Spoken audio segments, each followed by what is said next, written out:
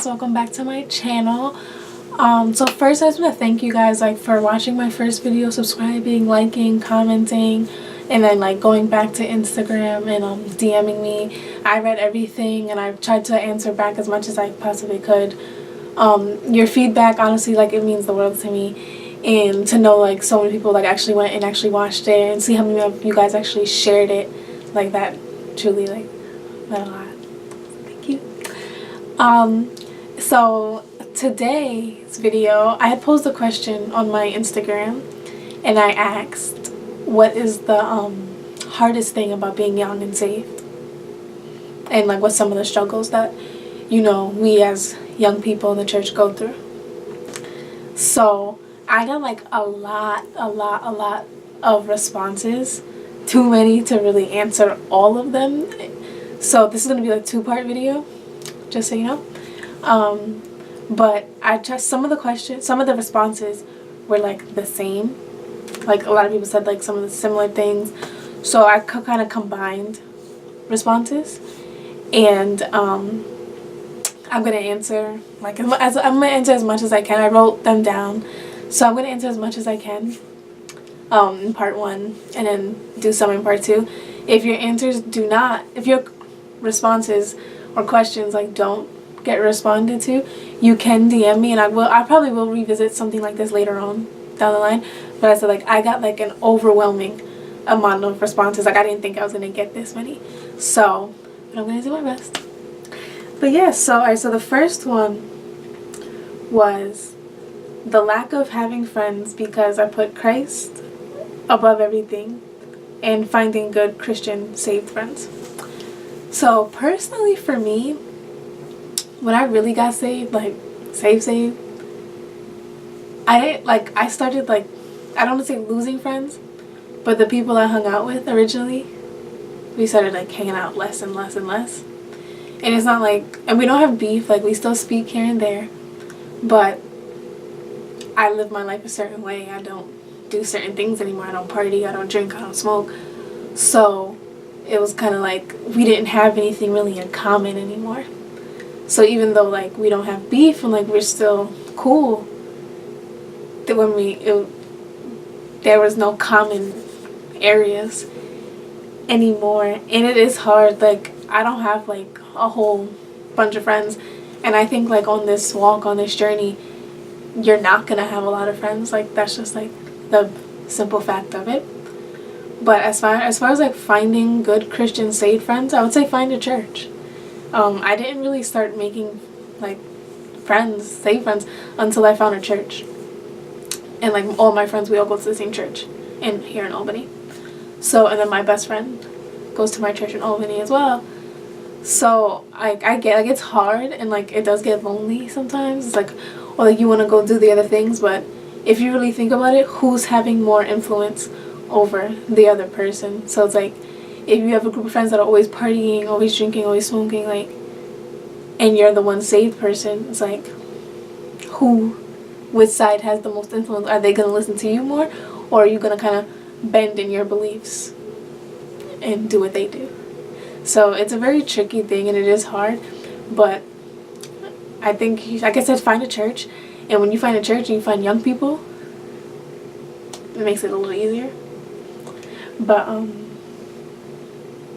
and never feel bad, because this is lack of friends because you put Christ first. Never feel bad about putting God first, because friends, they'll leave, they'll come and go, but God will never leave you. And if you really want friends, pray for them. I prayed for God.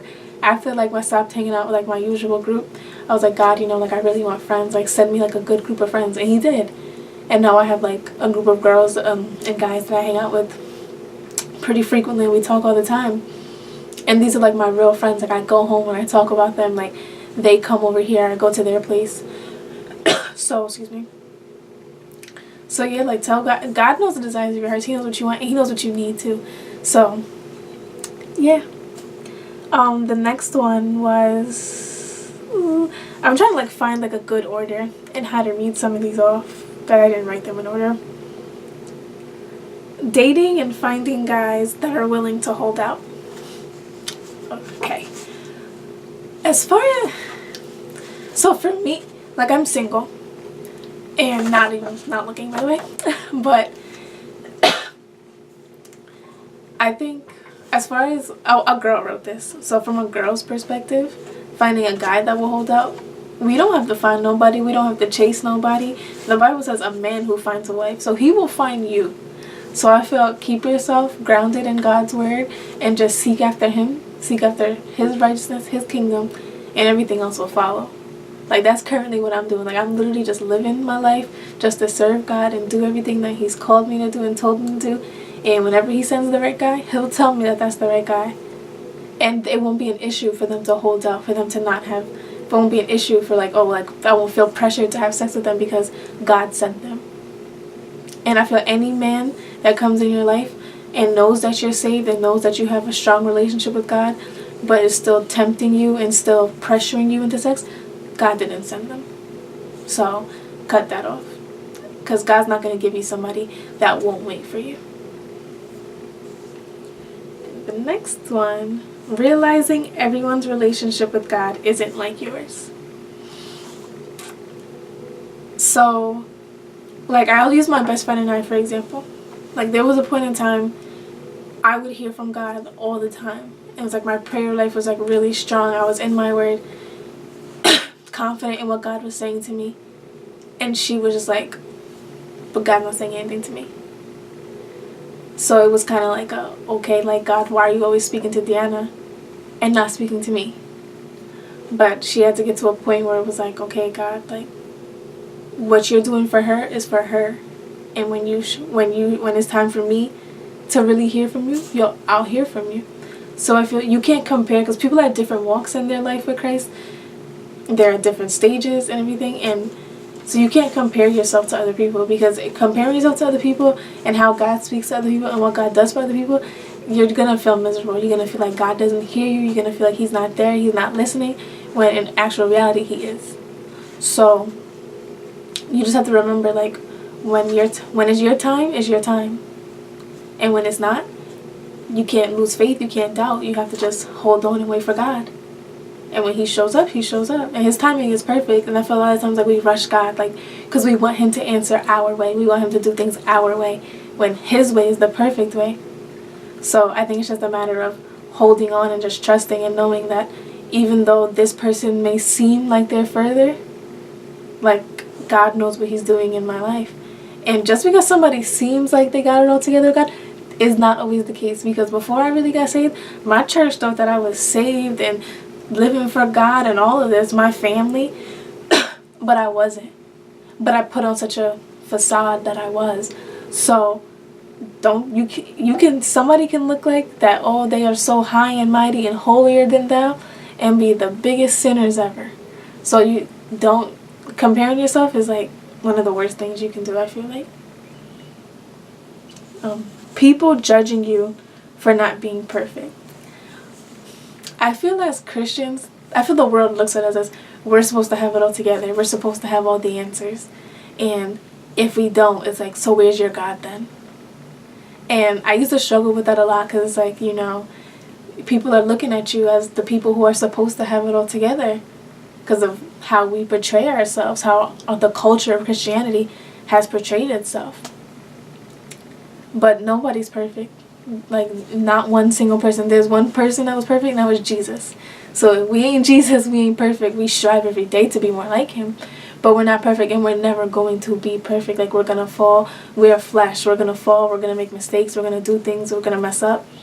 But that's why we have grace. And grace isn't a sin. Isn't an excuse to sin, but grace is what saved you. And it's what keeps on saving you.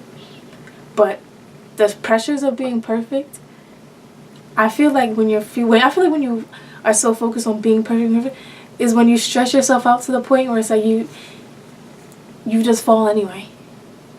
But I feel when you're not so caught up on being perfect and fitting into the molds of society and the molds of Christianity is when it becomes easier, because you're not worried about everything else. You're not worried about what people have to say or how people view you, because people's opinions, how they view you, it really doesn't matter.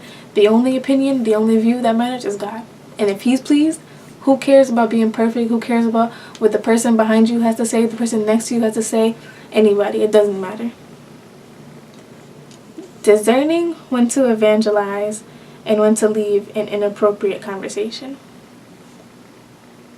I feel when things get to the point where it's compromising your convictions, it's time for me to go. If I feel like I have to watch what I say and I can't say certain things because I'm going to offend you, but by me not saying it, I'm going against my beliefs and my morals, it's time for me to go. Because I'm not going to compromise my convictions. I'm not going to compromise my beliefs just to make you feel good. And as far as discerning when to evangelize, I feel that's something you have to pray about and like ask God, okay, when is the right time for me to introduce this person to Christ? Because you can say something to people and they're just not ready to hear that. They're not ready to receive what you have to say to them. And it can completely turn them off, especially the way you bring it to them. It's when people have no recollection of who God is, who Christ is, anything, never been to a church service, never heard about God, and you're just dumping it onto them, it can be very overwhelming. So I think that's something you have to pray about and ask God, depending on the person and the situation, when is it the right time to bring up my beliefs and my faith and then invite them to my church. And especially when you're inviting people to the black church. And I can say that from experience, inviting my friends to church. The culture of the black church is we shout, we dance, we sing, we run around. And for somebody who has never been to church ever, or has only been to like a Catholic church or something, that is scary. Like they're looking at people, like seeing people fall on the floor. It's like, what's going on? And then being introduced into the Holy Ghost, hearing people speak in tongues, it's like, what are they saying? So you have to be very careful and strategic, and that's as I just pray, and God will show you how to evangelize to them, how to witness to them, and how to bring them and draw them in. And once you plant the seed, somebody else can water it, and then God will work out how it needs to be worked out. But as far as taking those steps to evangelize, pray about it. Like that's the best advice I can give. People making fun of me. I don't know the context that like the question was written in, so I'm gonna just take it as people making fun of you because you serve God. People make fun of me all the time. I really don't care, because I know that at the end of the day, I know I'm doing the right thing. So people make fun of me. They be like, oh, the holy girl on campus. Okay. I'm saved and I love Jesus and I'm unashamed about it. And I'm always going to be unashamed about it. So I feel when people make fun of you, they make fun of you because they don't know any better. They don't know any better. Like when Jesus was on the cross, he said, Father, forgive them for they know not what they do. They don't know any better. So you just have to let people are going to talk about you to the day that you die. And that's a fact. So if they want to talk, let them talk. Because then you know the truth. You have the truth. And they may not bow now, but they're going to bow later. So let them make fun, girl. What's the next one? Peer pressure. Okay. So personally, I'm on a camp. I'll go to a party school, like a really big party school. So for me,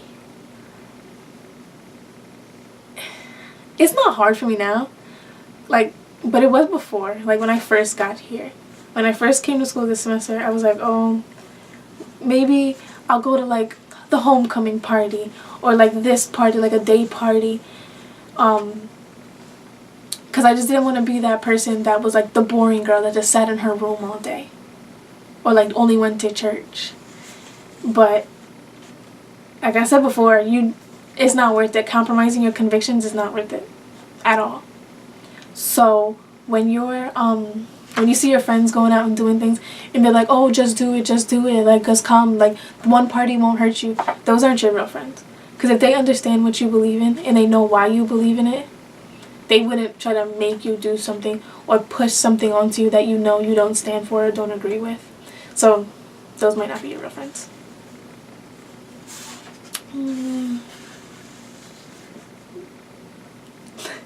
Not cussing someone out when they tried the very core of my soul. Whew. this is something I still struggle with, because sometimes my attitude is a little over the top. But I pray every day, Lord, tame my tongue, control my mouth, because some people just straight ignorant. And one thing, my biggest pet peeve is ignorance. I hate ignorance. I hate ignorant. I mean, I don't hate ignorant people. I don't hate anybody, but I hate ignorance. So I don't even know how to answer that, because that's something I'm still struggling. The only thing I say, I just pray every day that God will control my mind, and I walk away a lot. So if I know something's gonna piss me off to the point where I'm about to curse you out, I'm about to go off on you, I'm gonna be like, all right, I gotta go, and I'm gonna walk away, because I'd rather just walk away. I need to walk away, because if I don't want to sin, like I don't want to cuss, I don't want to go off on you, I don't want to be angry. So, and the Bible says be angry and sin not. So I can walk away and be mad and not sin. But if I'm mad and I start cursing you out, now I'm in the wrong. So I understand that. Living a life that's a good example to people. If you're doing what the Bible says, you're a good example. Like, that's the best way I could put it. And it's hard. Like, it's hard not being able to do certain things that my other friends do. It's hard not being able to go out. It's hard. But it's worth it. And I feel once people start seeing you living right and the blessings that are coming to your life, they want to be a part of that too. Because, like, when you're out in the world and you have all this stress, all these problems, and you're drinking and smoking away your issues, and then when the high and the drunkenness is gone and you still have to face your issues, it's like you're still searching for something.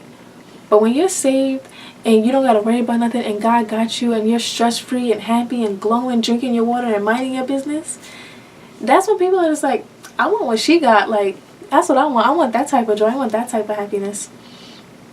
So pray, read your word, get into a good space with God, really fall in love with God. Like, that's like the biggest thing.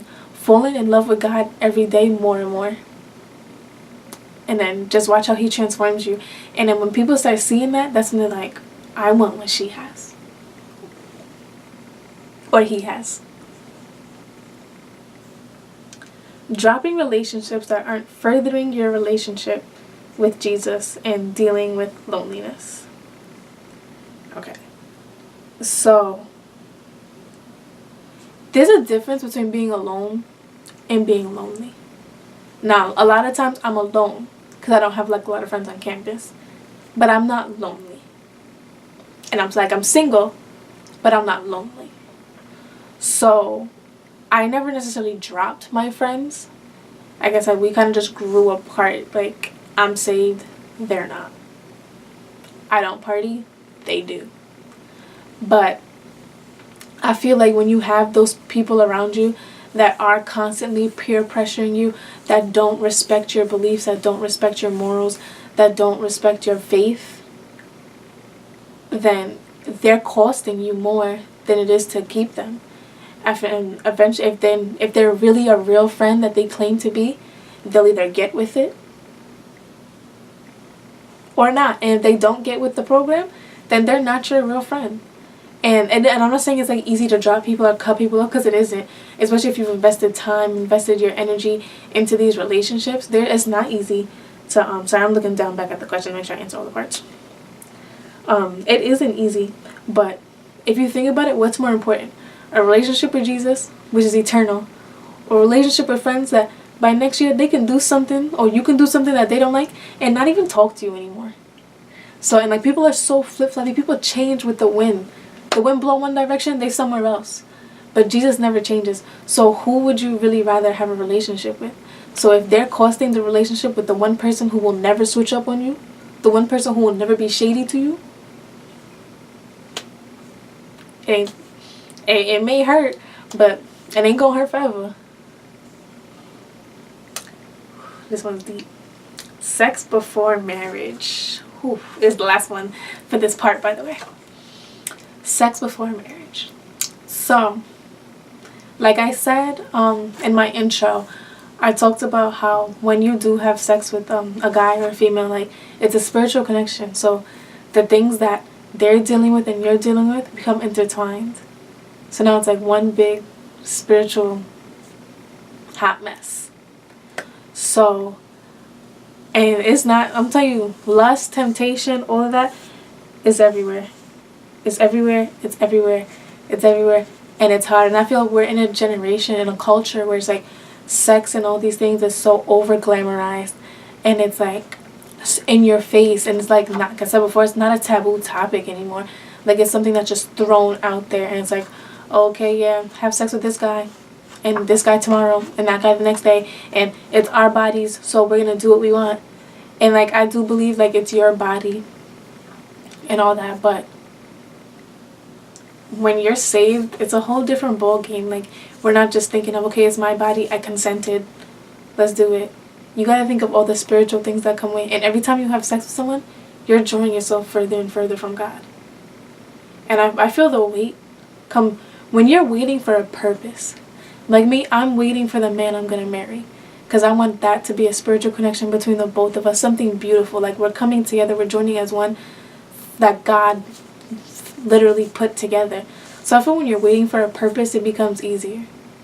But if you're waiting just because, oh, I'm gonna wait, like you gotta find the purpose and why you're waiting and figure that out, and then it becomes easier. But just throwing yourself out there and having sex with the first guy that calls you pretty, you're gonna put yourself in a whole world of hurt. And that's, I don't got time for soul ties anymore. Like I do not. And I'm telling you, you don't want one. So if you don't feel like breaking off no soul ties and all that, I would recommend not having sex before marriage and just praying. Honestly, prayer, just, if I get a thought, I was like, Lord, control my mind. Keep my mind in subjection to your will and your plans, and find a hobby. Because sin finds a way to creep in when you're bored. Like, it is so, you bored, it's like, oh, well, I'm going to go do this now. So find a hobby, find little things to do. Like, I knit. Like, sounds weird, but like I learned, like in the summer I was like, I need to find something to occupy myself. So I learned how to knit, and I decided like knitting blankets, knitting scarves and stuff, and then I got good at it. Then I started blogging, so that takes up a lot of my time. Sometimes I learned like the whole Instagram algorithm and things like that, and the analytics towards it.